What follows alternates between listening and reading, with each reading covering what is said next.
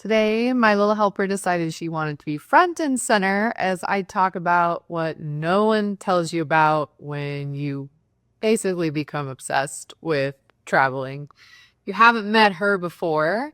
She's Munch. She's my tabby. She has a little fur chewing problem, so she wears her schnazzy collar, and at some point we'll figure out what the problem is. If you haven't met me, I'm Kaylin. I've traveled my entire life, and I wouldn't call it an obsession. I would just call it something that just it feels right. But there's a lot of stuff over the last 20 years of international travel. I've realized that people don't realize about being a traveler and doing this all the time. You can tell she's already bored with the topic, and it's probably because I leave her in the capable hands of my parents a lot. I spend quite a bit of time as these past few years overseas. So one of the things no one really tells you is the logistics get, in my case, they've gotten a lot harder as I've gotten older, and life, life goes on, right? See, told you she was bored with us, which means now you don't need her little bed anymore. Cool. All right. So logistics get harder. And I think logistics are this is all personal experience. So for me, logistics can be kind of hard because I really do my best to balance my life at home with my life traveling. And as you can see, she's now exited. I have my tabby and I have another kitty. So I have two kitties, and they can't be left alone for weeks at a time. So there's always the logistics of taking care of them, having someone to watch them, whether that's for a long weekend where generally they can stay home and someone can check on them, or if I'm gone for weeks at a time, I have to have someone that watches them. And you might think, okay, well, do you really have to have four-leggeds? Yeah, I do. I love them. I couldn't imagine my life not having a four-legged at home. I think when I lost my last kitty, I lasted maybe 7 or 10 days in a quiet house with no kitty. So yes, I love them. I can't imagine my life without them. But it's one of those things that logistics is hard, and it's not just the logistics of having four legs. It's also the logistics of just the things that you acquire as you get older. One of those things is, do you have a house or an apartment? You have somewhere that people need to check on. They either need to check on, make sure the place hasn't burned down, or they come to check in on things like your plants that need to get watered, or pick up your mail. Yes, you can have the post office hold your mail, but I've run into the issue quite a few times where I was gone longer than they'll hold my mail. So someone has to pick up the mail. There's just so many moving parts and pieces to being just bit by the travel bug and never ever letting it go. And um, I could go on and on and on about the logistics. So there's always that aspect of it. On the flip side, there are things that have gotten easier over the years. So on the flip side, now everything is pretty much digital, so you can bank and pay your bills online, which is great. And that's super helpful. Those things in the past, I remember years and years ago, I used to leave cash for people who were watching my house, or I would leave checks, or there were even times when I used to put a balance on my accounts so that like my gas bill could get paid and I wouldn't have to worry about it. So those logistics have got a lot easier in the digital age. Oh, she's decided we're less boring. That's awesome. Okay.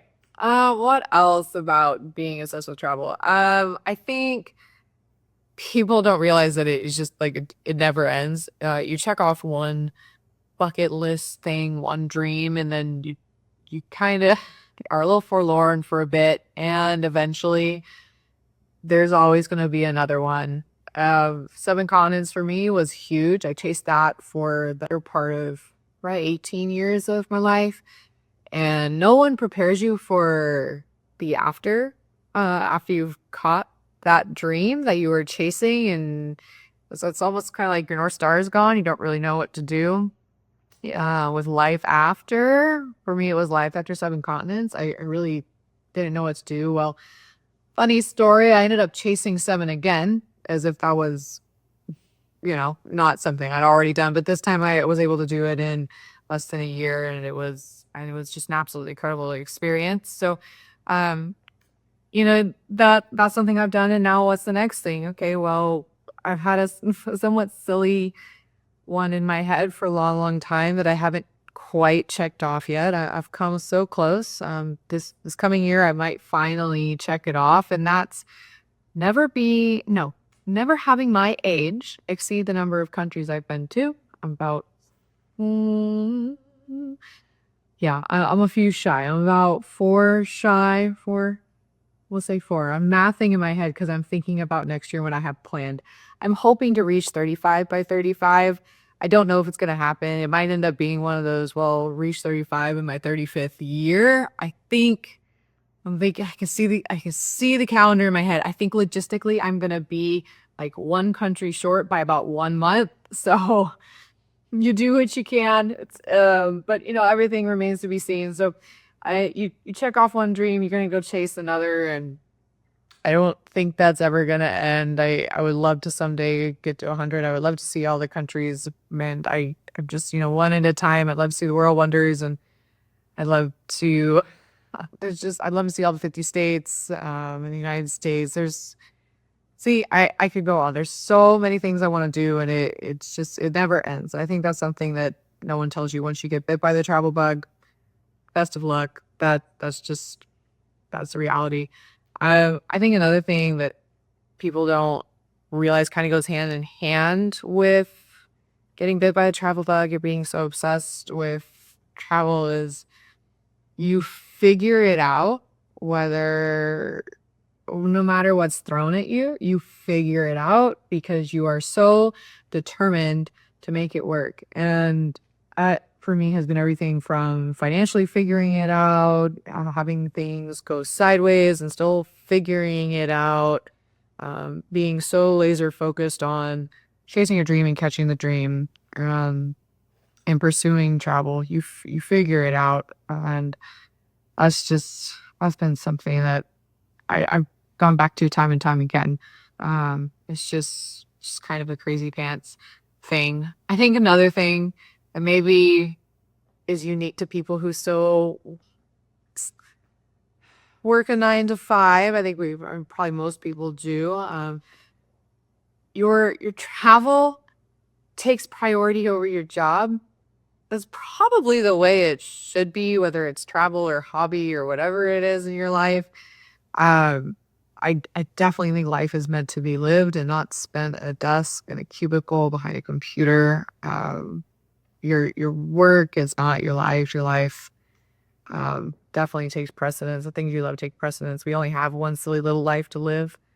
So I don't think people realize that. My last job was fully remote. It was wonderful. I worked all over the world, and I had 20 days off a year. I should say I could accrue up to 20 days off a year.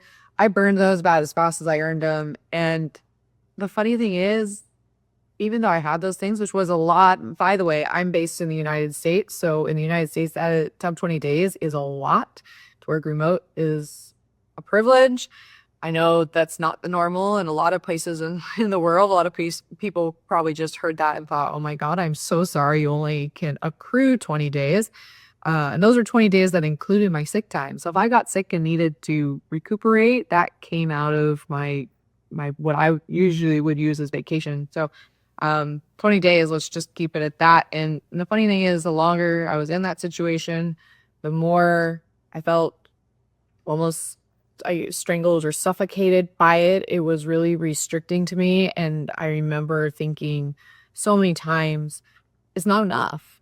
20 days is not enough. The remote is not enough. It never felt like enough. And I think that's really so it just demonstrates how travel takes priority over your job. And I think that goes to back to the fact that You can always find a job. You can always make more money. You can't make more time. You can't get experiences, opportunities back.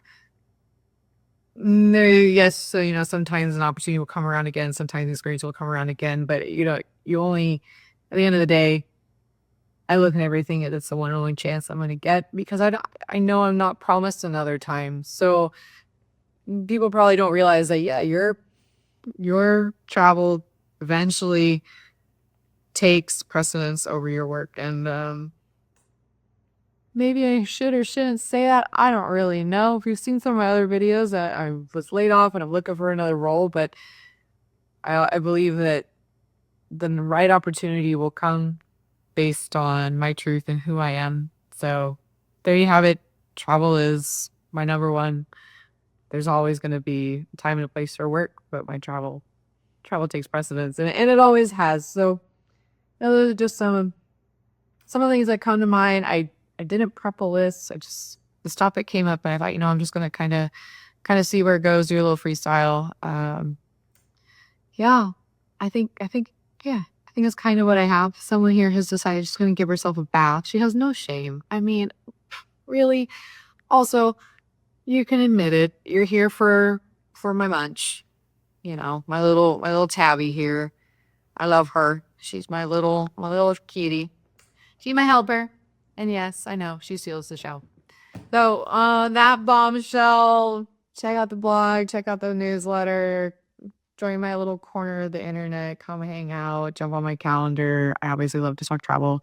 I love to help you plan travel, chase travel, find a way to balance your 9 to 5 and travel. Jump on the calendar, let me know. I'll catch you in the next one. Bye.